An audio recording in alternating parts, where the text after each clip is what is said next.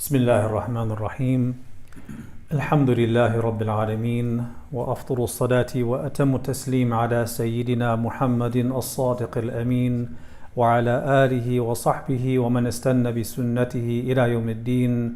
اللهم علمنا ما ينفعنا وانفعنا بما علمتنا وزدنا من فضلك علما وتعليما إنك على كل شيء قدير.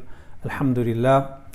We continue with our study of the text Mathara al-Qulub, the Purification of the Hearts, by Shaykh Muhammad Mawlud rahimahullah ta'ala. And yesterday we began speaking about his section on khawatir, otherwise known as passing thoughts or suggestions. We talked about these passing thoughts and why it's important to be able to discern the different types of suggestions that come into our heart. Because, as we said, not everything that we think or that occurs to our mind is actually from us. Not everything that we encounter in our headspace is actually coming from within. Sometimes there are external suggestions coming either from Allah subhanahu wa ta'ala or from the angels or from Shaitan and his minions. And we mentioned that there's 4 types, and each type has its own rulings, and there's ways of discerning which one is which. They have their own particular qualities. We mentioned that of these 4, there are the lordly suggestions, the selfish or nafsani suggestions, the angelic suggestions, and lastly, the satanic suggestions. And each of these is a counterpart of the other, in the sense that the angelic suggestions are a counterpart to the lordly suggestions, and the nafsani, selfish suggestions are a counterpart to the satanic suggestions. And Shaykh Muhammad Mawlud spoke about the differences between these 4 in terms of the way they're received. He mentions that with the selfish nafsani thoughts and suggestions, as well as the lordly suggestions, they come with a certain inrush and force that you do not find with the angelic or the satanic passing thoughts and suggestions.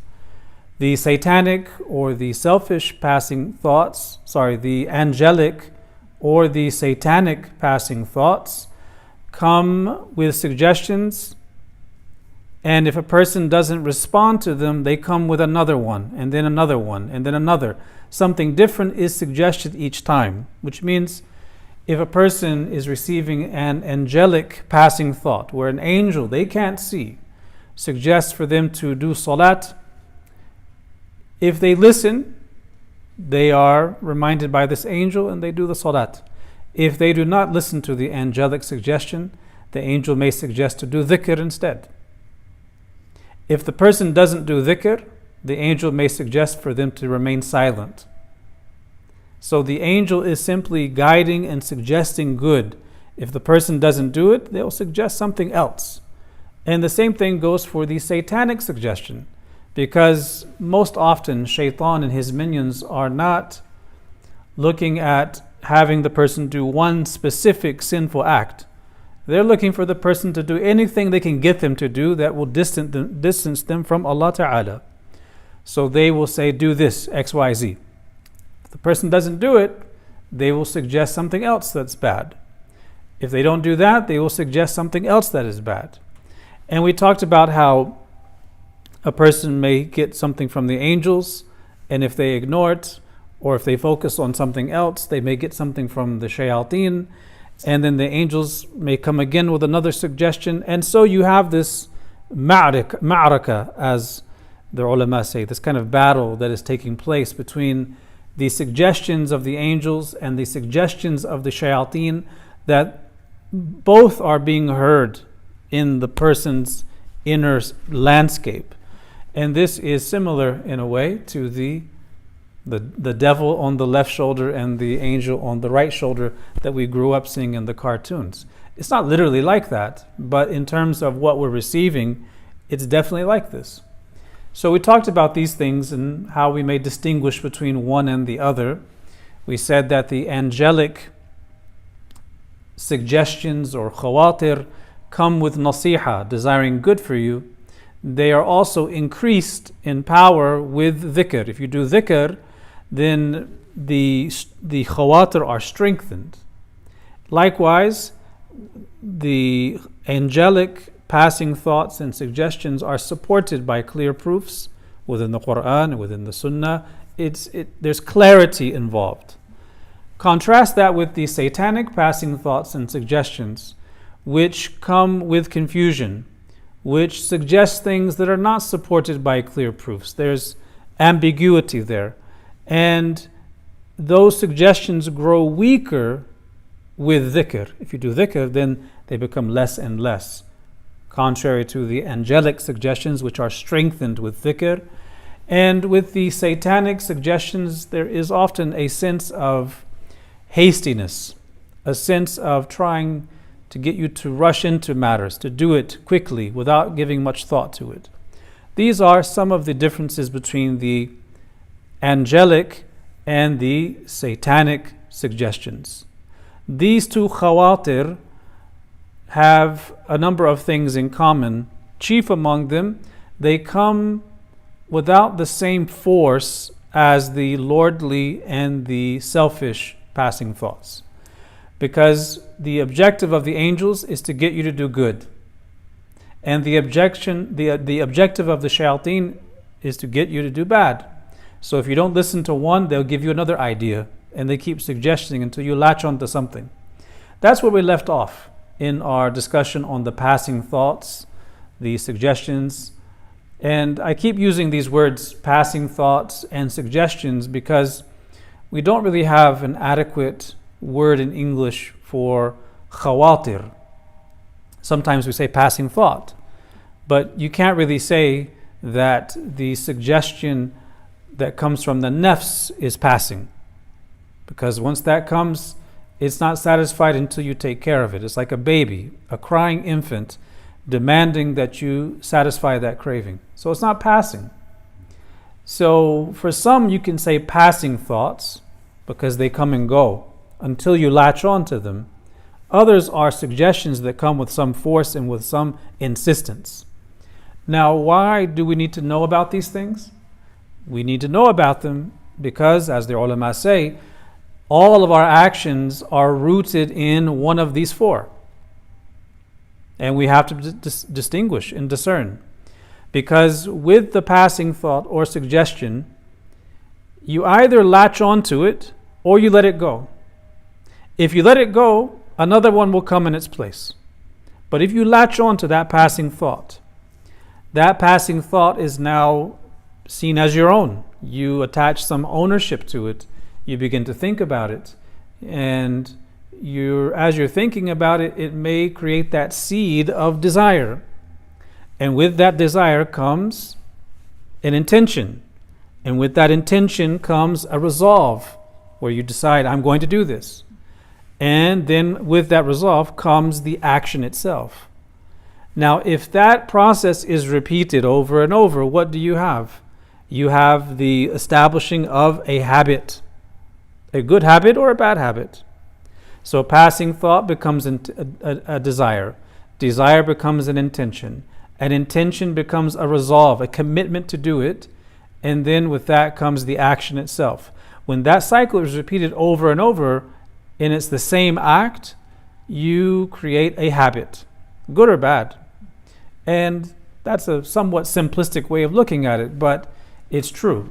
And so understanding these khawatir is important for the spiritual path. Without this, we will assume that everything that comes to our mind and heart is our own thought when it's not.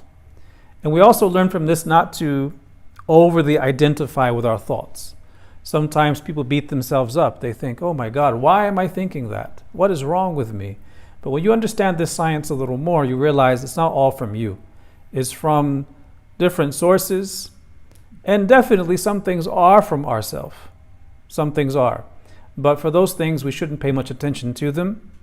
We should just weigh them with the scale of Sharia. And if it is something praiseworthy, we can latch on to that and then make sure the intention is appropriate and that thing is done in the appropriate manner, and you have a good action, inshaAllah ta'ala. Moving on, Shaykh Muhammad Mawlud now talks about the Rabbani passing thought or suggestion, the Khatir Rabbani. He says the lordly suggestion can actually concern some evil as a punishment that followed a wrong committed by a sinner.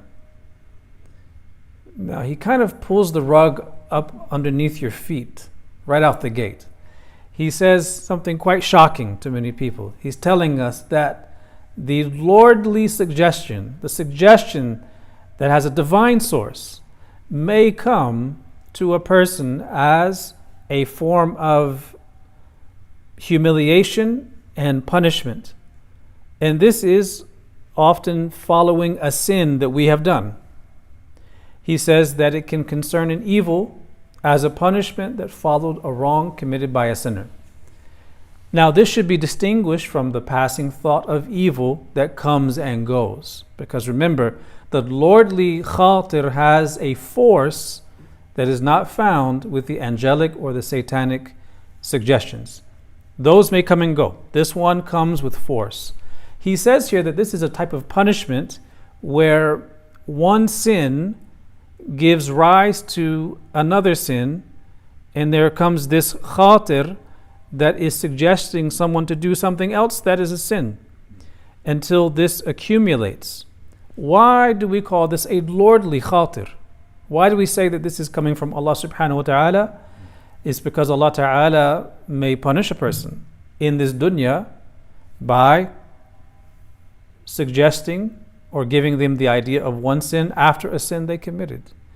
Or it could be a humiliation, or it could even be a mercy whereby they fall into more sins, leading them to recognize that they've fallen into this pit and they get out of it. So he says here, after defining this lordly khatir that could be a punishment, there's no way, he says, to avert it except through taking refuge in the one from whence it originated.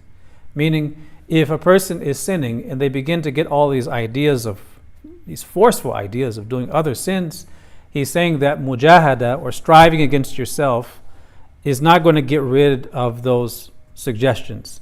The only way is to turn to Allah Ta'ala, because the source of those suggestions is from Allah Ta'ala.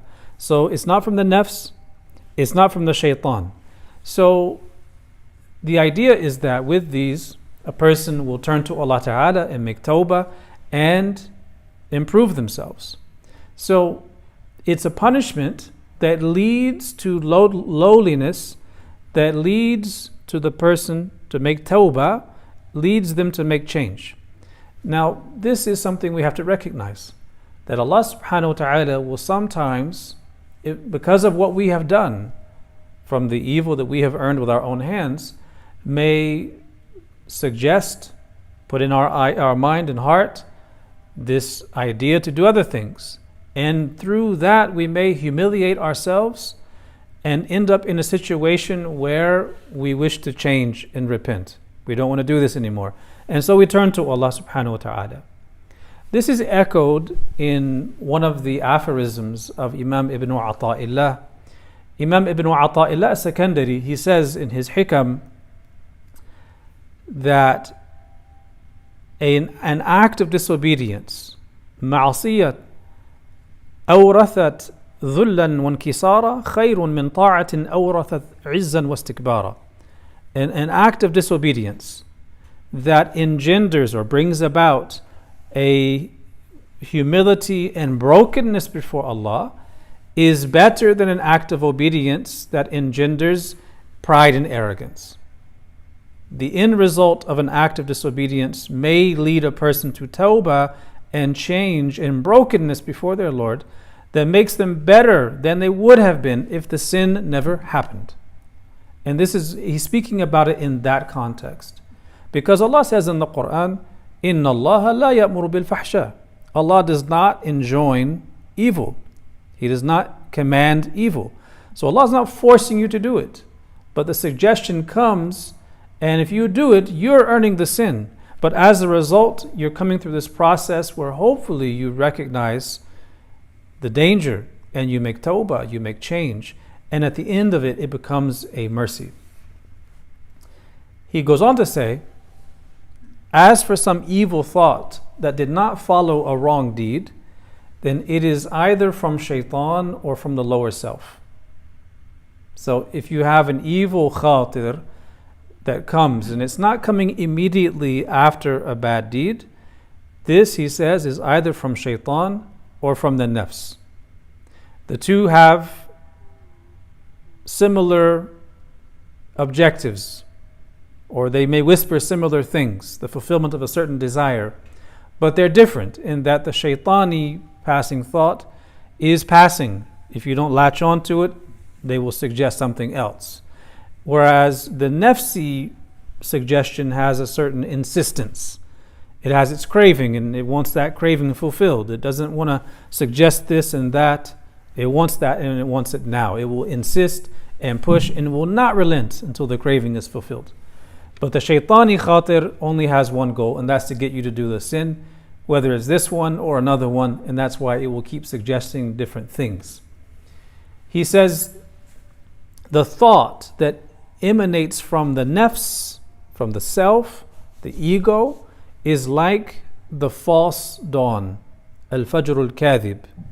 You reckon it to be true light, and then the dark of the night returns.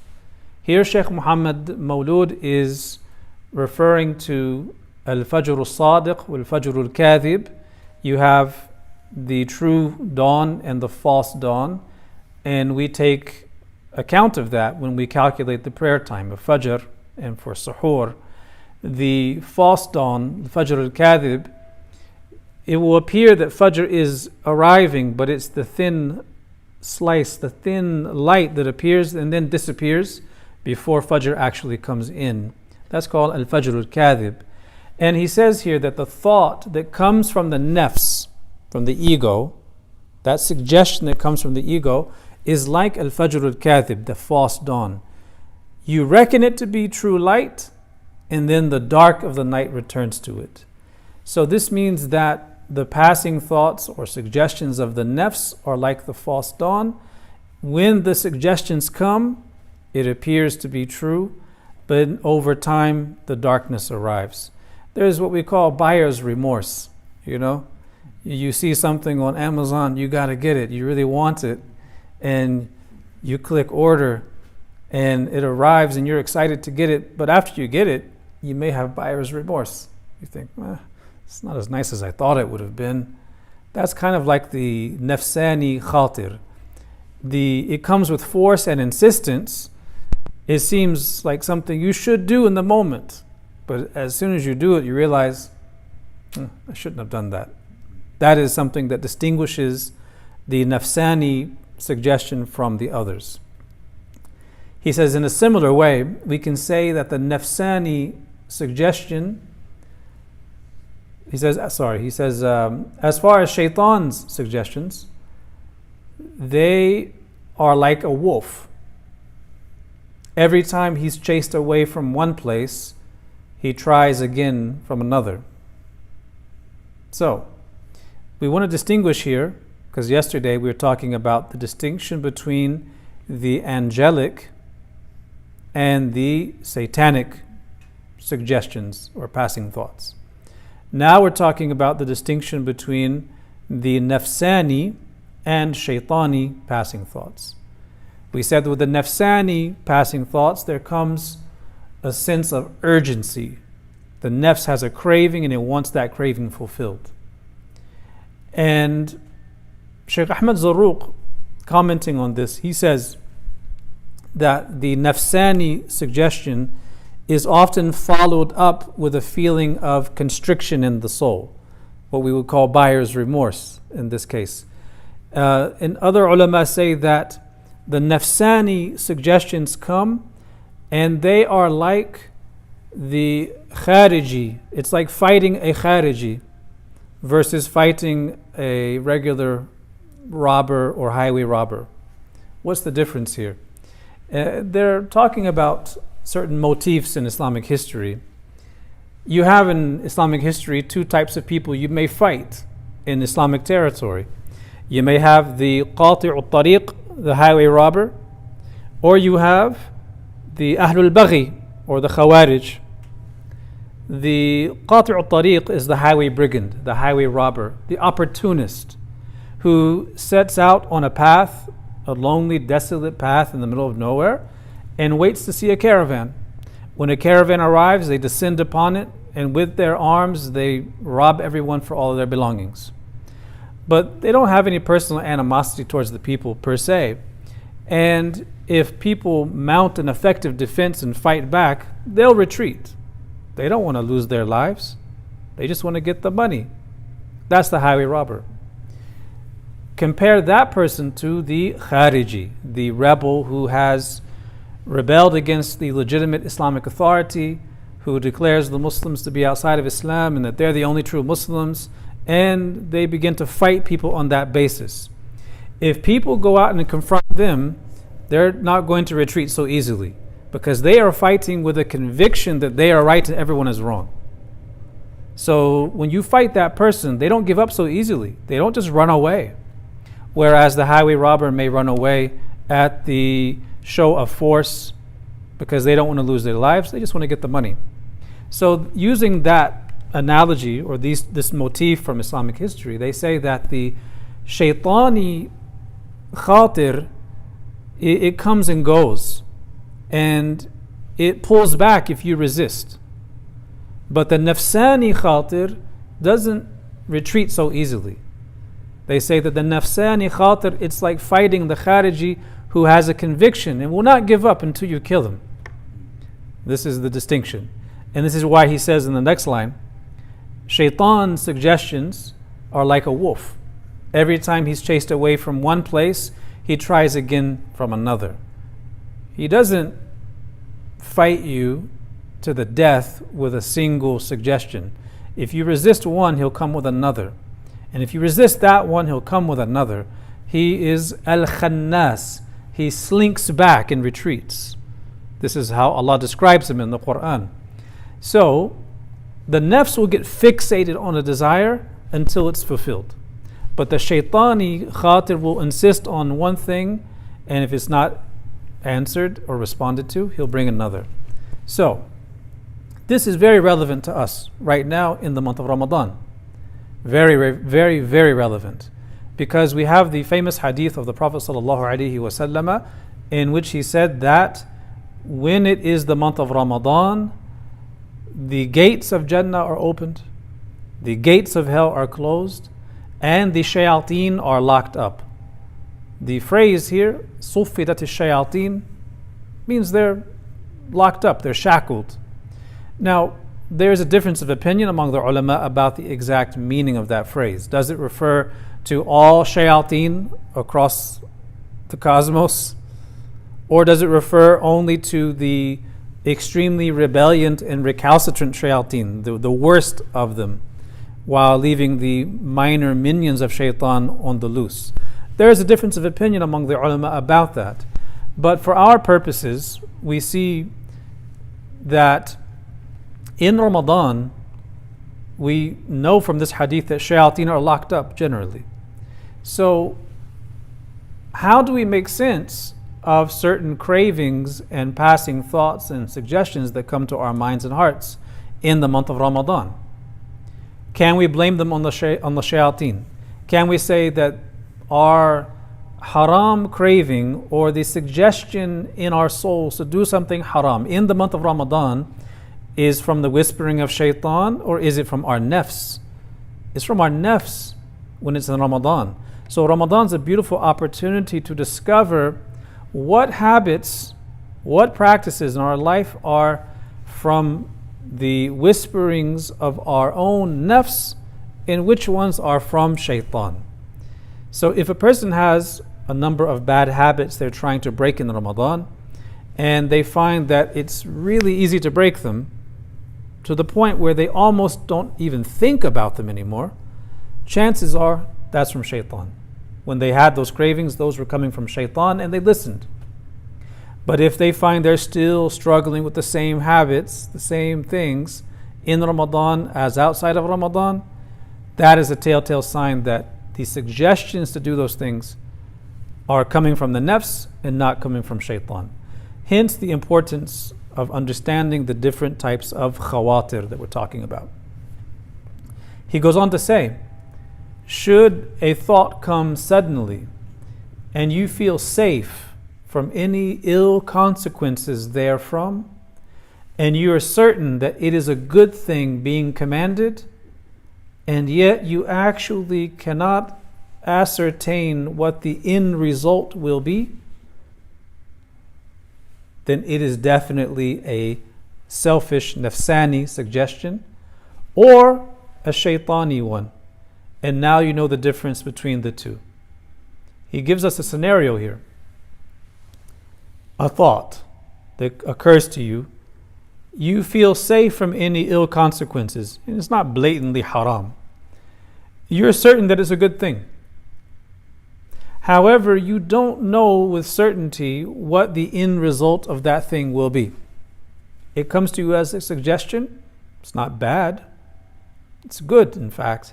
But you're unaware of what the end result will be. What will be the outcome of that action?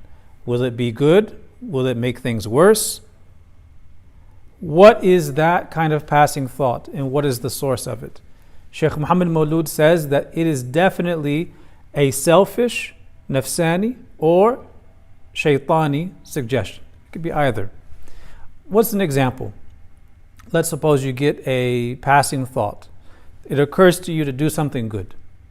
You know it's good, but you're uncertain about what's going to come as a result, what's going to happen as a consequence. That's nafsani or shaitani. So the best example is commanding the good and forbidding the evil. Say you see something evil. You know it's evil. It's a matter of consensus. It's not something differed over.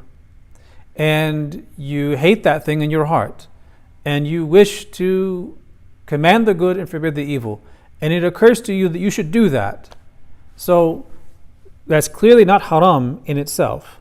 It's clearly a good thing in itself.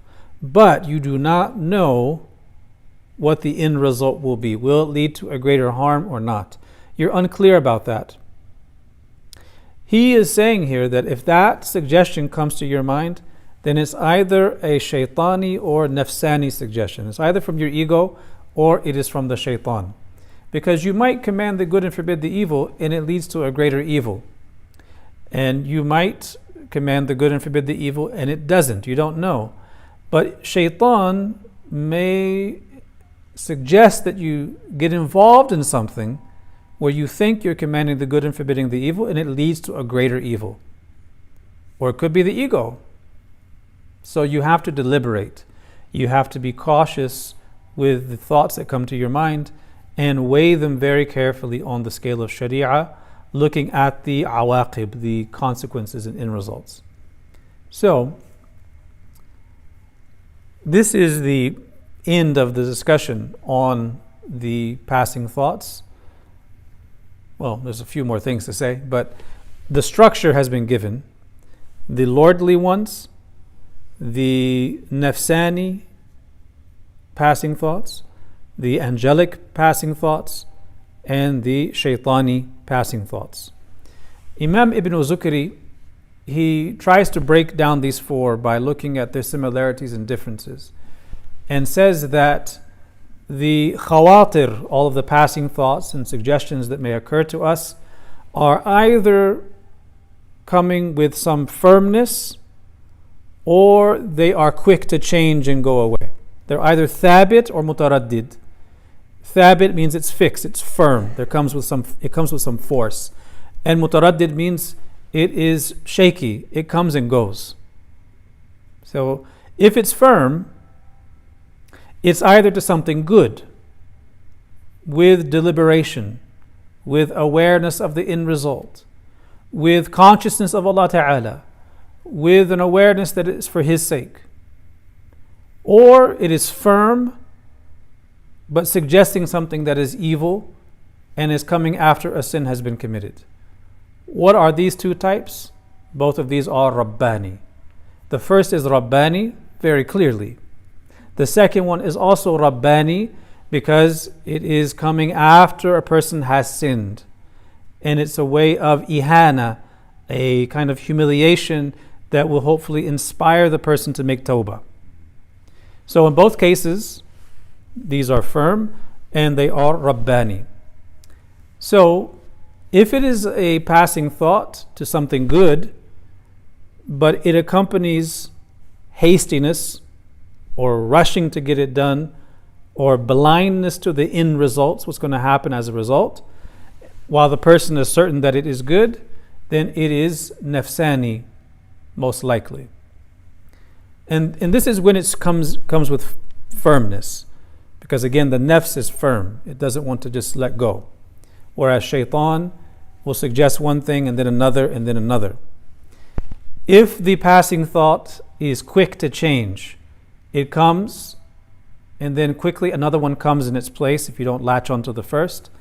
If that thing that comes to you is supported by a clear proof and there's clarity, that is an angelic suggestion.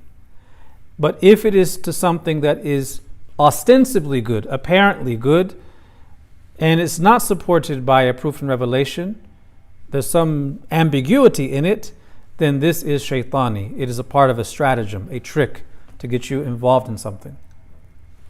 He goes on to say, concluding this section, that the nafsani khatir, the nafsani selfish suggestion, and the shaitani suggestion are overcome by dhikr, remembrance, so remember, and the two will be vanquished. What he means here is that by dhikr they'll be overcome. In the case of the ego, we don't say it's overcome completely or completely vanquished. We say that it will be diminished or weakened because you can't totally eradicate the nafs. The nafs is you. The nafs is you. The nafs is the strongest enemy you have, yet it is you, and it is also that means by which you draw nearer to Allah Ta'ala. That is the irony of the situation that we're in as human beings. The very thing that is responsible for all our difficulties is us, and it's also that thing that must be purified and by which we draw near to Allah Ta'ala. That's the paradox of the human being. So you don't vanquish the nafs. The objective in Islamic spirituality is not to murder the soul or to kill the nafs. That's not the objective. It is to rein it in, to train it so that it is living its purpose. So the ulama say that dhikr diminishes or vanquishes these passing thoughts. In the case of shaitan, they're vanquished. In the case of the nafs, they are weakened and diminished. So that is one of the reasons why we say dhikr is a universal cure, because it covers the gamut of issues that we deal with as human beings. The ulama say that the desires of the nafs are like a ferocious tiger, or like that khariji, rebellious fighter who will not surrender without a fight. And they say that because of this, the nafs is not likely to take the heed when you remind them of heaven and hell and the day of judgment. You have to seize them by force. And because they won't listen to the reminders, you have to plead with their creator. Plead with the creator. Turning to Allah Ta'ala is more fitting.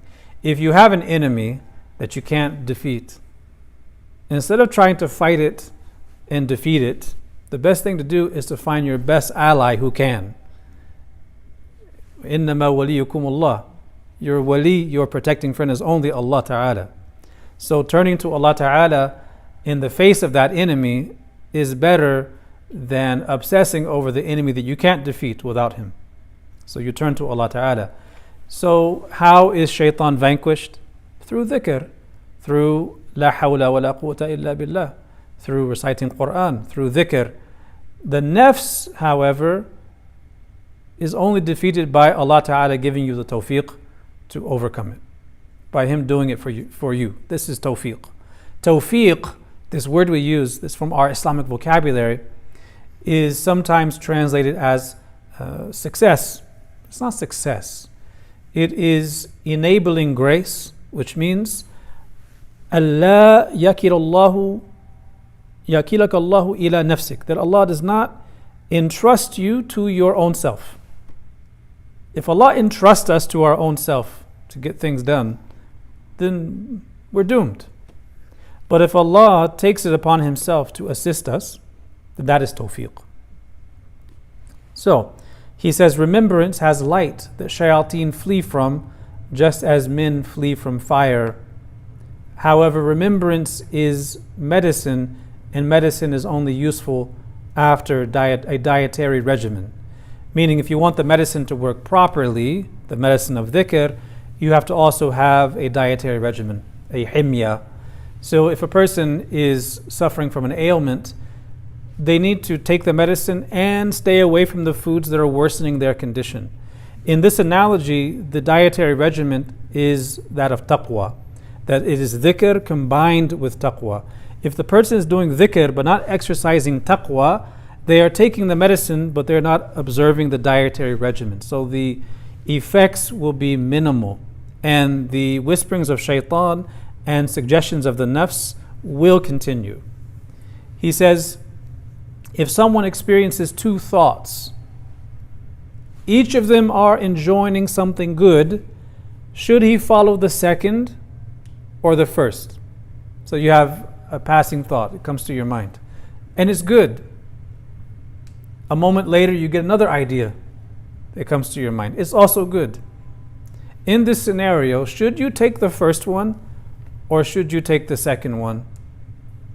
He says, Ibn Ata'illah, whom we mentioned earlier, Ibn Ata'illah al-Sakandari and Imam Junayd al-Baghdadi opined that the first should be followed. The first suggestion that comes to the heart should be followed.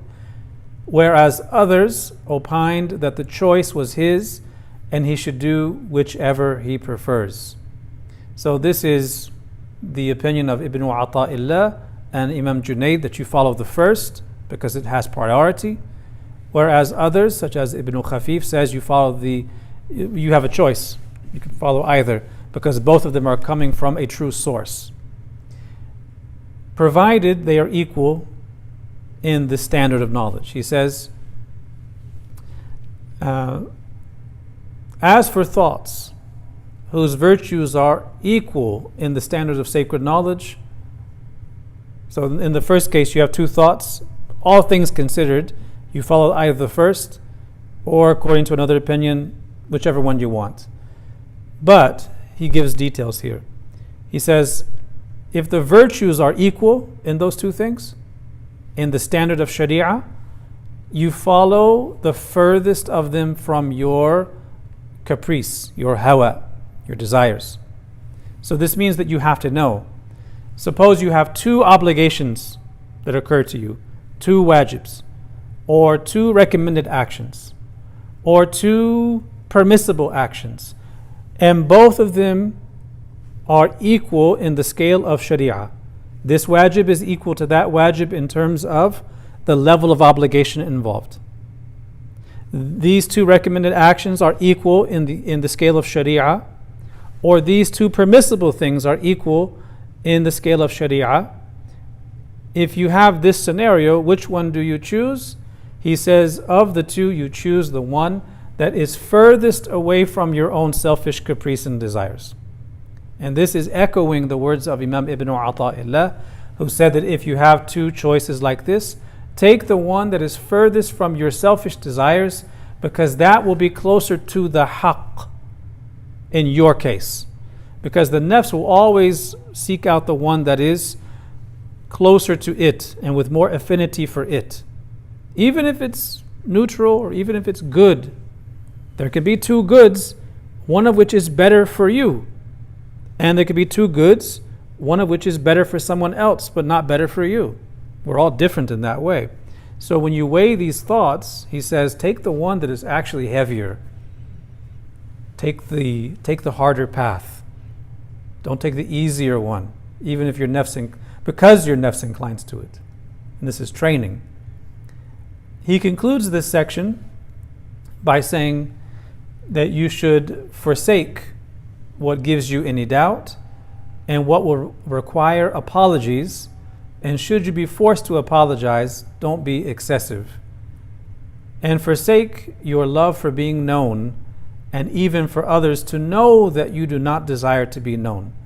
He gives us this parting advice, and this is connected with the weighing and evaluation of the passing thoughts. He says, leave what gives you doubt, because if you get a suggestion and it gives you doubt, we already have guidance that you leave that. And he says, forsake what will require apologies, and should you be forced to apologize, don't be excessive.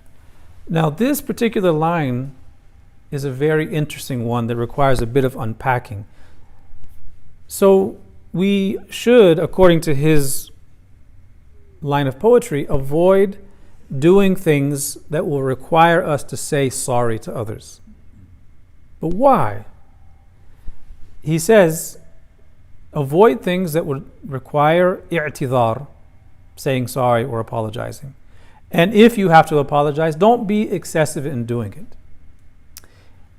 The ulama who speak about this, they say that this is on the basis of seeking pardon, because when you seek pardon from people, it is implied in that they think badly of what you did, or they're thinking badly of you.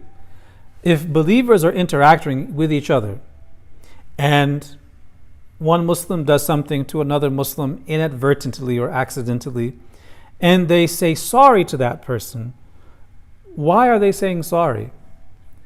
Perhaps it's because they think that person has taken offense and is thinking badly of them. You see what's happening here? So the one who did the thing from which they apologize is perhaps thinking badly of the person that they're thinking badly of them. So it is su'adhan, having a bad opinion or a bad thought that person is thinking badly about me for that inadvertent mistake. This is what he's talking about. So he says, avoid this when you can, and if you have to, don't be excessive about it. So the commentators, they say that, had he not thought this, or had he not thought that the person thinks badly of him, he wouldn't apologize. So in the subtle way, as the commentators say, the one apologizing is seeking to exonerate himself and to be free of any perceived fault. That's why he says sorry. So they should avoid this. However, does this mean we shouldn't say sorry if we bump into someone? We shouldn't say sorry if we spilled tea on someone's lap? No, that's not what it means. The ulama say that because the failure to apologize might lead to resentments and enmity, we are commanded to apologize, but it is for the sake of avoiding the greater of two harms. So you have two harms here. The harm of thinking badly about the person, thinking badly about you, or the harm of potential resentment and enmity growing because of some accident or inadvertent action you did.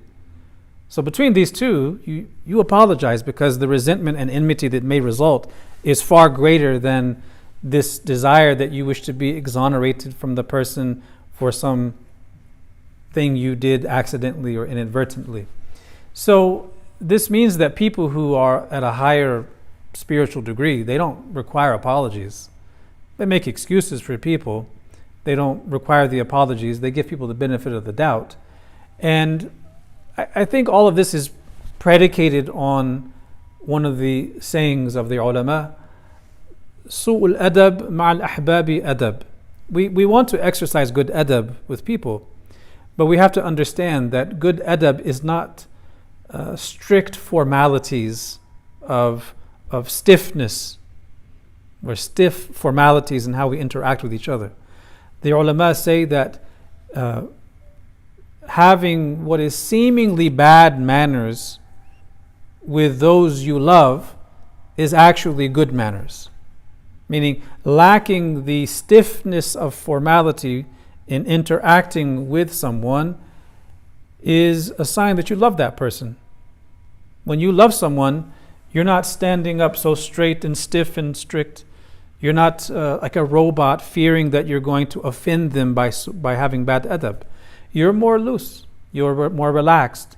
You are observing etiquette, but it's not in the strict formalized manner.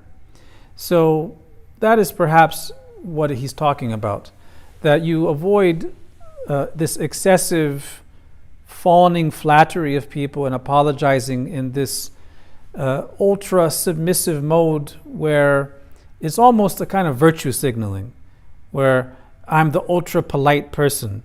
If you're with a friend, both of you exercise adab with each other, and you can be relaxed and you can joke around, and if something happens and you bump into them, you're not going to say, "Oh, I'm so sorry and please forgive me." You know that he forgives you because you know him and you have a good opinion of him. So you don't need to do that. This is the kind of advice he is giving us. Walhamdulillahi Rabbil Alameen. Wa sallallahu wa sallam ala Sayyidina Muhammadin wa ala alihi wa sahbihi wa sallam.